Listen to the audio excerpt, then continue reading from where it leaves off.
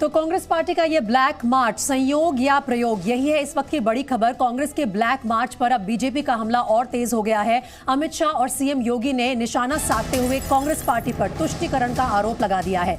5 अगस्त का राम मंदिर भूमि पूजन हुआ था और इसीलिए ये प्रदर्शन किया गया कांग्रेस पार्टी द्वारा, और काले कपड़े पहनकर तमाम कांग्रेस पार्टी के नेता, छोटे से छोटे बड़े से बड़े, सब इस प्रदर्शन के लिए पहुंचे।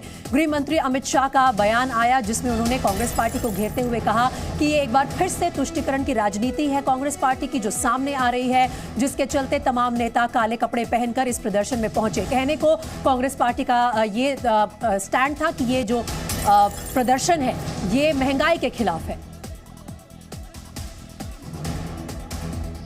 कांग्रेस ने आज का दिन इसीलिए विरोध के लिए और विशेषकर काले कपड़ों में विरोध के लिए सिलेक्ट किया है कि वो एक शटल मैसेज देना चाहते हैं कि हम राम जन्मभूमि के शिलान्यास का विरोध करते हैं और अपनी तुष्टीकरण की नीति को वो आगे बढ़ाना चाहते हैं।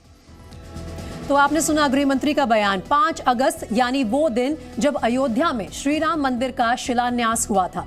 इसी दिन कांग्रेस पार्टी ने काले कपड़े पहनकर महंगाई के मुद्दे पर सरकार के खिलाफ दिल्ली में प्रदर्शन किया और अब इसी को लेकर बीजेपी कांग्रेस पर निशाना साध रही है। गृह मंत्री अमित शाह ने कांग्रेस पर तुष्टीकरण का आरोप लगाया है। वहीं उत्तर प्रदेश के मुख्यमंत्री योगी आदित्यनाथ ने भी कांग्रेस पर राम भक्तों का अपमान करने का आरोप लगा दिया है। काले कपड़े पहनकर क्या रामलला के विरोध में कांग्रेस पार्टी ने यह प्रदर्शन किया था, ये सवाल उठा रही है भारतीय जनता पार्टी और तुष्टीकरण का आरोप लग रहा है कांग्रेस पार्टी पर।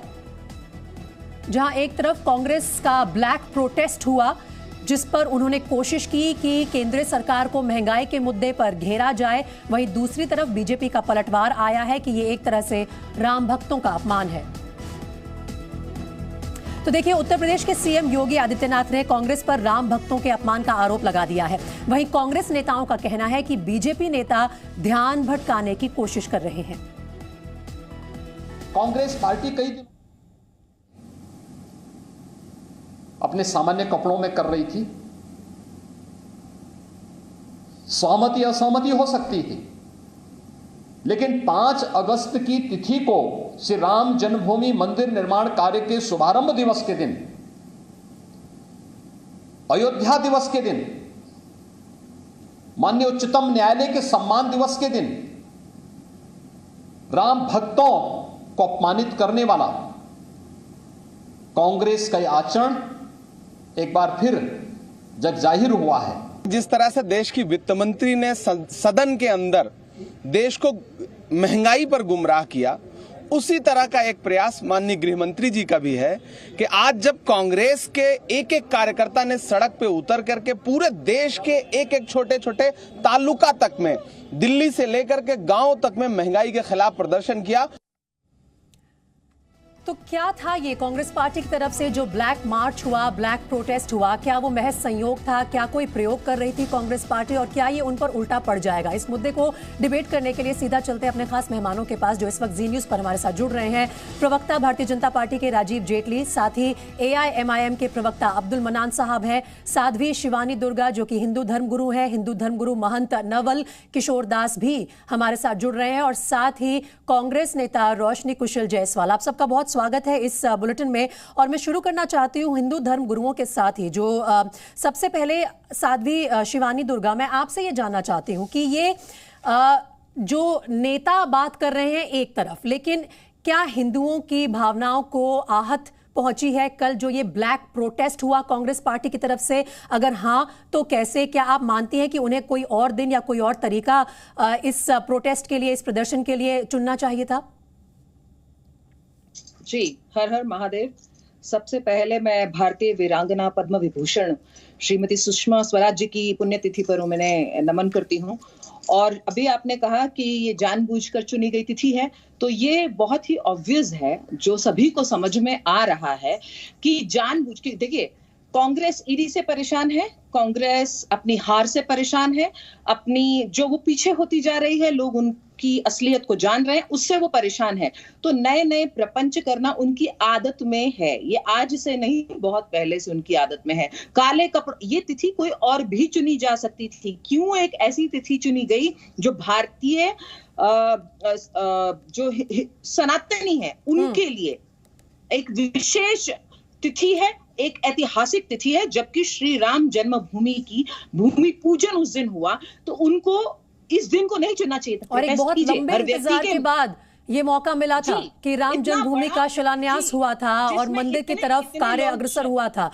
मैं रोशनी जायसवाल से इसका जवाब ले लेती हूँ। कांग्रेस की नेता हमारे साथ इस पैनल पर मौजूद है। रोशनी, क्या ये संयोग था, क्या ये प्रयोग था? क्या आपको इस बात का इल्म नहीं था कि आज का दिन कितना महत्व रखता है एक धर्म के लिए? कुछ लोगों की भावनाओं को आप ठेस पहुंचा सकते हैं।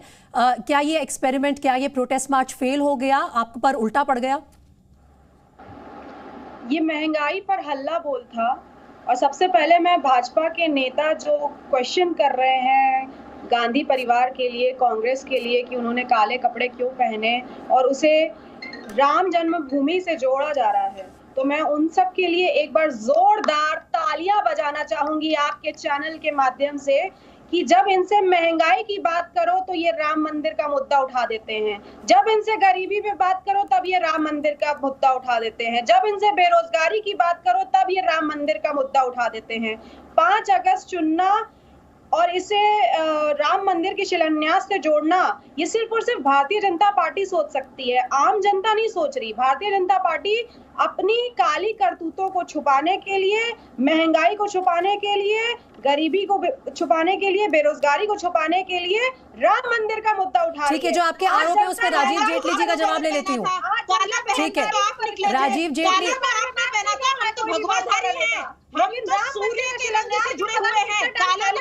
साध्वी शिवानी जी, आप एक मिनट, मैं क्योंकि इन्होंने एक बहुत ही पॉलिटिकल स्टेटमेंट कही है अभी रोशनी जी ने, मैं राजीव जेटली जी से जवाब मांगती हूँ इसका। राजीव जेटली जी, जो तमाम बयान आए, खासतौर पर उत्तर प्रदेश के मुख्यमंत्री योगी आदित्यनाथ ने कहा कि ये काले कपड़े पहनकर क्यों गए। एक तो कांग्रेस पार्टी कह रही है कि आप हमारे काले कपड़ों से घबरा गए, और दूसरा ये कह रही है कि जो भाजपा के नेता हैं वो ध्यान भटकाने की कोशिश कर रहे हैं। बिल्कुल नहीं, देखिए महंगाई से कोई सरोकार नहीं है इनका, महंगाई से कोई लेना देना नहीं है कांग्रेस पार्टी का। कांग्रेस पार्टी को 2 ऐसे बड़े मुद्दे थे जिनको, जो इनके दिल से जुड़े हुए थे, जो इनको आघात। आप कह रहे हैं कि महंगाई से कोई लेना देना नहीं है। महंगाई नहीं है देश में। 110 रुपए का पेट्रोल आप नहीं खरीद रहे हैं, सिर्फ मैं खरीद रही हूँ या जनता खरीद रही है। आप 110 रुपए लीटर पेट्रोल नहीं खरीद रहे हैं, आप 1000 रुपए गैस सिलेंडर नहीं खरीद रहे, सिर्फ हम खरीद रहे हैं, सिर्फ कांग्रेस के लोग खरीद रहे हैं। जनता नहीं खरीद रही 1100 रुपए का सिलेंडर, जनता नहीं खरीद रही 110 रुपए का पेट्रोल, जनता नहीं खरीद रही 200 रुपए का रिफाइंड। ये महंगाई नहीं है। ठीक है, अब सुन लीजिए ना रोशनी, अब जवाब सुन लीजिए राजीव जेटली का, बोलिए। 2004 से लेके 2014 के बीच में जो महंगाई है यूपीए सरकार में 144% बढ़ी थी, जो हमारी सरकार में मात्र 33% ग्लोबल चुनौतियों के बावजूद बढ़ी है। पहली बात तो मैं स्पष्ट कर दूं, अगर महंगाई मैं एक सेकंड बीच में नहीं, ये क्या बदतमीजी है? रोशनी प्लीज, बीच में नहीं, आपने बोला ना। नहीं, सुनिए, हर पैनलिस्ट को मैं मौका दे रही हूँ बोलने का। अगर आप बीच में बोलेंगे तो आपको जवाब नहीं मिल पाएंगे। यहाँ पर एक दूसरे पर हावी होने की होड़ नहीं है। अब आपने सवाल पूछा है तो जवाब भी सुन लीजिए। मैं कह रहा हूँ 2004 से 2014 के बीच 144%, और उसके बाद हमारी सरकार में 30%, लगभग 30-35%।